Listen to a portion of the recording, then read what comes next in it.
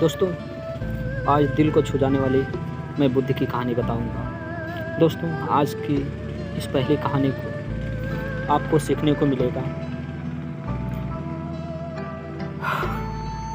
जीवन में असंभव कुछ भी नहीं है। जब जागो तभी सवेरा होता है।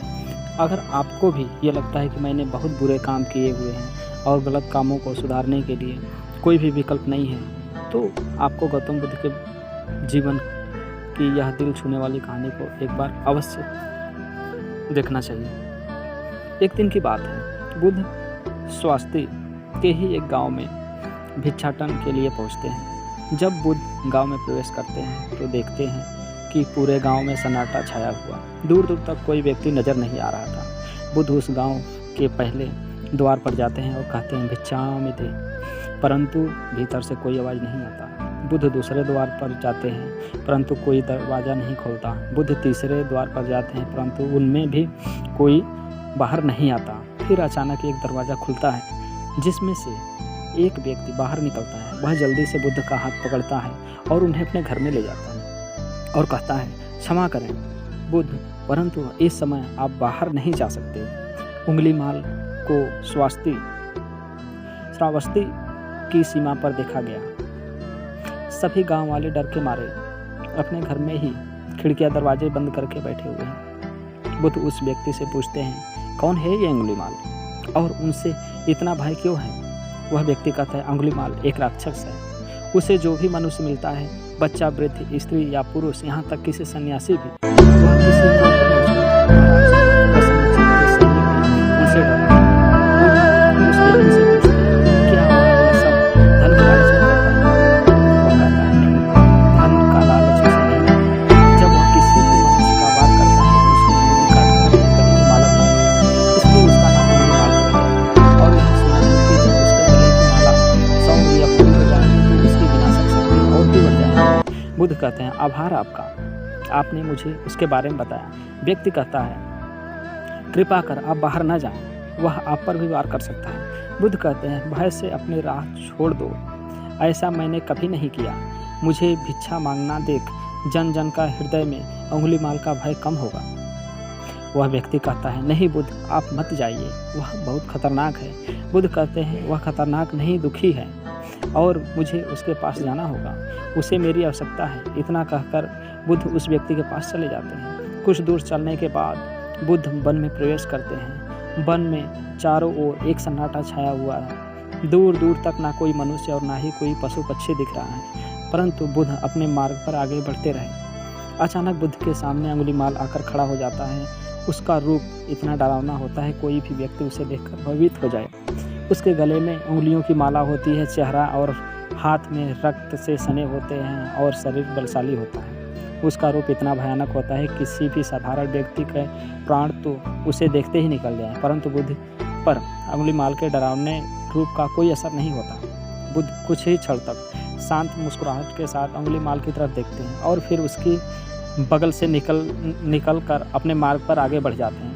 बुद्ध को ऐसा करते देख अंगुलीमाल को समझ नहीं आता है उसके साथ यह क्या हो रहा है।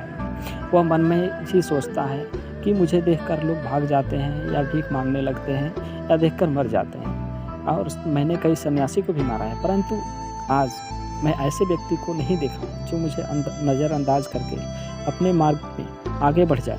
या तो उसने मुझ पर ध्यान नहीं दिया या फिर हो सकता है कि उसने देख ही ना सकता हो, परंतु मुझे उससे क्या, मुझे तो अपनी अंगुलियों की माला पूरी करनी है। उंगलीमाल बुद्ध को आवाज़ लगाता है, ए साधु रुक। बुद्ध अंगुलीमाल को नज़रअंदाज करते और अपने मार्ग पर आगे बढ़ते रहते हैं। अंगुलीमाल और क्रोध में भरकर बुद्ध को आवाज़ लगाता है, ए साधु रुक। बुद्ध फिर भी उसे नज़रअंदाज करते हैं और अपने मार्ग पर आगे बढ़ते रहते हैं। अंगुलीमाल तीसरी बार बहुत ज़्यादा क्रोध से भरकर आवाज़ लगाता है, ए साधु रुक।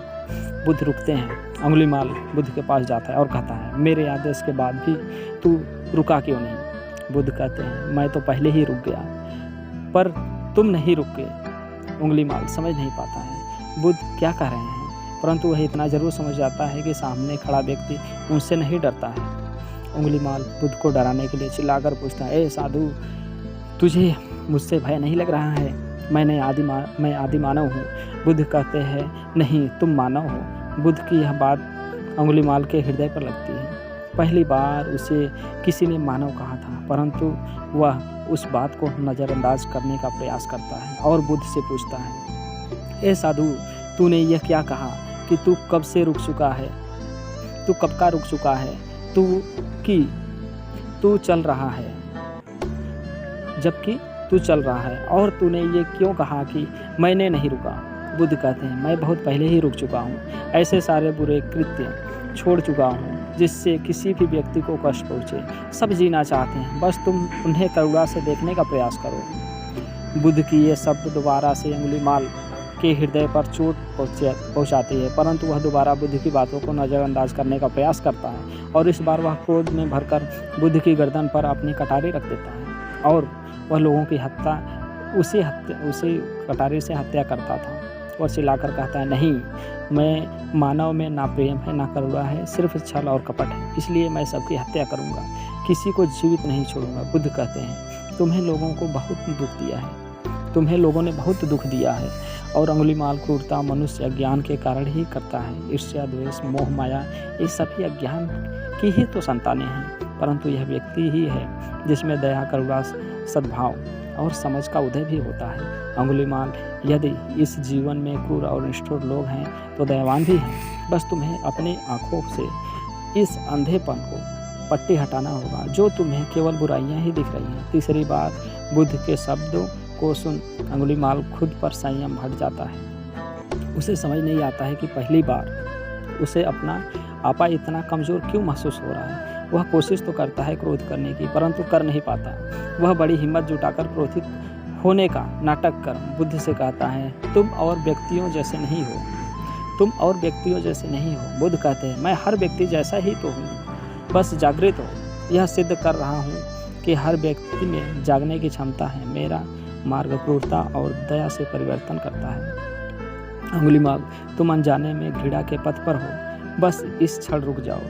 तुम्हारे भीतर भी यह क्षमता है, तुम भी दया और करुणा के पथ पर चल सको। इतना सुनते अंगुलीमाल के हाथ से कटारी जमीन पर गिर जाती है और उसकी आंखों में आंसू आ जाती है। भला कोई कब तक बुद्ध को अनदेखा करेगा? अंगुलीमाल रोते हुए बुद्ध से पूछा, क्या आप वही हैं जिन्हें लोग बुद्ध कहते हैं, जो लोगों को मुक्ति का मार्ग पर चलना सिखाते हैं? बुद्ध कहते हैं, हाँ, मैं वही हूँ और तुम्हें भी मैं मार्ग पर ले जाना चाहता हूँ। अंगुलीमाल कहता है, परंतु अब मैं बहुत दूर निकल गया हूँ, मैंने बहुत हत्याएं करी, बहुत पाप किया, मैं चाहकर भी वापस नहीं लौट पा सकता और मेरा वापस लौटना असंभव है। बुद्ध कहते हैं, असंभव तो कुछ भी नहीं है, जब जागो तभी सवेरा। अंगुलीमाल कहता है, मैं अब पुनः जीवन की ओर नहीं मुड़ सकता, बहुत देर हो चुकी है। बुद्ध कहते हैं, तुम्हें इतनी चेतना है, तुम जानते हो तो तुम अब तक किया वह बुरा था।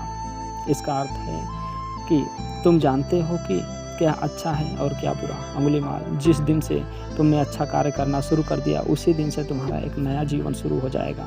अंगुलीमाल कहता है, मैं कितने भी अच्छे कार्य क्यों ना कर लूँ, पर लोग मुझे उस दृष्टि से देखेंगे और मुझे चैन से जीने नहीं देंगे। बुद्ध कहते हैं, अंगुलीमाल, यदि तुमने हिंसा का मार्ग छोड़ा तो मैं तुम्हें मार्ग दिखाऊंगा, तुम्हारा संरक्षण करूंगा, तुम्हें लोगों की घृणा से बचाऊंगा। बस पहला कदम तुम्हें ही उठाना होगा। अंगुलीमाल पूछता है, क्या यह हो सकता है? बुद्ध कहते हैं, अवश्य हो सकता है, तुम में असामान्य बुद्धि है। अंगुलीमाल, तुम परम सत्य के पथ पर आगे जाओगे। अंगुलीमाल रोते हुए बुद्ध के चरणों में गिर पड़ता है और कहता है, मैं आपको वचन देता हूँ कि मैं सारे कृत्य छोड़ दूंगा और आपके पीछे करुणा के पथ पर चलना सीखूंगा। कृपा करके आप मुझे अपना शिष्य बना लीजिए। बुद्ध कहते हैं, मैं शिष्य नहीं बनाता, बल्कि व्यक्ति स्वयं मेरे संग में जुड़ता है। अंगुलीमाल उसी समय बुद्ध का भिक्षु बन जाता है। यहाँ तक एक बात समझनी जरूरी है कि बुद्ध किसी को भी अपना शिष्य या भिक्षु नहीं मानते। जो भी व्यक्ति उनके साथ जुड़ता है उसे केवल मार्ग दिखाता है और वह मार्ग पर चलता है। भिक्षु और शिष्य शब्द केवल संघ से जुड़ने वाले लोगों की पहचान होती है। कहानी में आगे बढ़ते हैं। बुद्ध और भिक्षु बनने के बाद उसका नाम अहिंसक पड़ जाता है। दोस्तों, बुद्ध ने जैसा उसका नाम रखा था ठीक वैसा ही बन चुका था। आइए जानते हैं कैसे अंगुलीमाल राक्षस एक हिंसक बना। इसलिए आर्टिकल के अंत तक बने रहिए। जब अहिंसक प्रथम बार अंत भिक्षुओं के साथ वह गांव में भिक्षाटन के लिए जाता है तो गांव के कुछ लोग उससे बदला लेने के लिए उस पर लाठी डंडों से पीटने लगते हैं। जब यह बात बुद्ध को पता चलती है तो वे तुरंत उसे बचाने के लिए उसके पास पहुंचते हैं और शरीर को उन डंडों के बीच से हटा लाते हैं और जो अहिंसक को पढ़ रहे थे। बुद्ध को देखकर वे गांव वाले डंडे और पत्थर मारना बंद कर देते हैं। सभी लोग बुद्ध से कहते हैं, बुद्ध क्यों इस हत्यारे अंगुलीमाल की रक्षा कर रहे हो? न जाने यह कितने लोगों की जाने ली है। इससे बुद्ध कहते हैं, अब यह अंगुलीमाल नहीं है, इसका नाम अहिंसक है। अब यह आप ही की तरह मानव है। वे गांव वाले कहते हैं, ऐसा आदमी कभी नहीं बदल सकता। बुद्ध कहते हैं, यह बदल चुका है, बस आप सब लोग इसे अपनी पुरानी दृष्टि से देख रहे हैं। यदि यह अंगुलीमाल होता तो क्या आप में से किसी में भी इतना साहस या बल होता कि इसके सामने रुक सके? यह आपका एक बार खाता रहा, हर बार खाता रहा। क्या इससे आप पर पलटकर वार किया? क्या वह परिवर्तन आपको नहीं दिखा? आज इनसे अपना लहू बहा से अपने सारे बुरे कृत्य धो डाले हैं। आप लोगों के द्वारा इतनी मार खाने के बाद भी इनकी आंखों में आपके लिए क्रोध नहीं है। क्या यह बदलाव आपको नहीं दिख रहा है?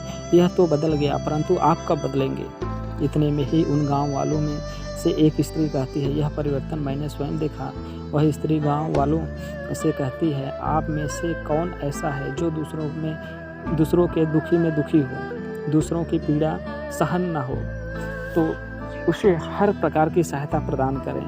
यह उससे भिक्षु ने किया। 2 दिन पहले एक व्यापारी अपनी पत्नी को लेकर के जा रहा था। उसकी पत्नी प्रसव पीड़ा से व्याकुल थी। मैं पास से गुजर रही थी, इसलिए मैं भी दौड़ी गई। उस स्त्री की पीड़ा बढ़ती जा रही थी। घना जंगल होने के कारण उसे कहीं ले जाया भी नहीं सकता था। तभी वह भिक्षु आ पहुंचा और इतने में मुझसे पूछा कि क्या हुआ बहन? मैंने बताया, यह स्त्री प्रसव पीड़ा में है और इस घने वन में हम कुछ भी नहीं कर पा रहे हैं। कब तक यह कष्ट भोगेगी? कहीं इसके और इसके बच्चे का प्राण न चले जाए। इस भिक्षु ने मुझसे कहा कि ऐसा नहीं होगा, मैं अभी अपने गुरु के पास जाऊंगा, वे अवश्य ही मार्ग दिखाएंगे। इतना कहकर वह भिक्षु दौड़कर वहां से चला गया। बुद्ध कहते हैं, व्यथित हो अहिंसक मेरे समक्ष आया है और मेरे पैरों में गिर मुझसे कहने लगा, बुद्ध, एक स्त्री गहन प्रसव पीड़ा में है और उसकी पीड़ा बढ़ती जा रही है, कहीं माँ और बच्चे को कुछ हो न जाए।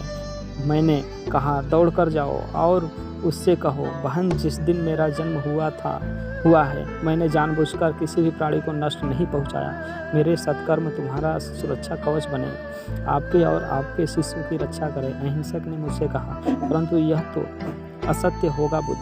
सत्य तो यह है कि मैंने आज तक बहुत से प्राणियों को कष्ट पहुंचाया है। यदि मैंने ऐसा कहा तो वे माता और शिशु उसी क्षण प्राण त्याग देंगे। फिर मैंने कहा, तो तुरंत जाओ और उस स्त्री से कहो, बहन, जिस दिन से मेरा एक नया जन्म हुआ है मैंने सभी बुरे कृत्यों को त्यागा है और उस दिन से मैंने किसी भी प्राणी को कष्ट नहीं पहुंचाया। मेरे सत्कर्म आपका सुरक्षा कवच बने और आपके शिशु की रक्षा करें। इसमें मुझसे पूछा कि क्या मेरे सत्कर्म उन्हें बचा लेंगे? मैंने कहा, अवश्य, यह तुम्हारी अपनी कमाई है। या तो तुम इसे अपने लिए बचा कर रखो या फिर किसी पराये पर खर्च कर दो। अब कमाए सत्कर्म को किसी पराये पर न्यौछावर करने से पहले अहिंसक ने एक क्षण नहीं सोचा और यह उसी समय उस स्त्री और उसके शिशु की जान बचाने के लिए वहां से चला गया। वह स्त्री कहती है, हाँ, यह भिक्षु दौड़कर वहां गया। अभी भी वह स्त्री गहन पीड़ा से जूझ रही थी। उसने अपने दोनों हाथ जोड़े और आंखें बंद करके कहने लगा, बहन, जिस क्षण मैं भिक्षु बना हूँ उस क्षण के बाद मैंने कोई ऐसी कृत्य नहीं की जिससे किसी भी प्राणी को कष्ट पहुँचे। मेरे सत्कर्म आपके लिए सुरक्षा कवच बने, आपके और आपके शिशु की रक्षा करें। और इतना कहते ही उस स्त्री ने अपने बच्चे को जन्म दिया। दूसरे के दुख से दुखी होने वाला किसी को कैसे दुख दे सकता है? यदि यह भिक्षु मन का सच्चा न होता तो वह स्त्री कब के अपने प्राण त्याग चुकी होती है। अहिंसक बुद्ध से कहता है, इन्हें मत रोकिए बुद्ध, मुझे मारने दीजिए और तब तक मारने दीजिए जब तक कि इनमें मन का क्रोध शांत न हो जाए। बुद्ध कहते हैं, कर्म और गुणों के भंडार हो तुम, आज तुमने अपने नाम अहिंसक को सिद्ध कर दिया। बुद्ध और उस स्त्री की बात सुन के वे सभी गांव वाले कहते हैं, आप सही कह रहे हैं बुद्ध, अहिंसक बदल चुका है और हमसे ही देखने में भूल हो गई है। दोस्तों, ये थी अंगुलीमाल की कहानी जो बुद्ध के वचन से अपना जीवन बदल देता है।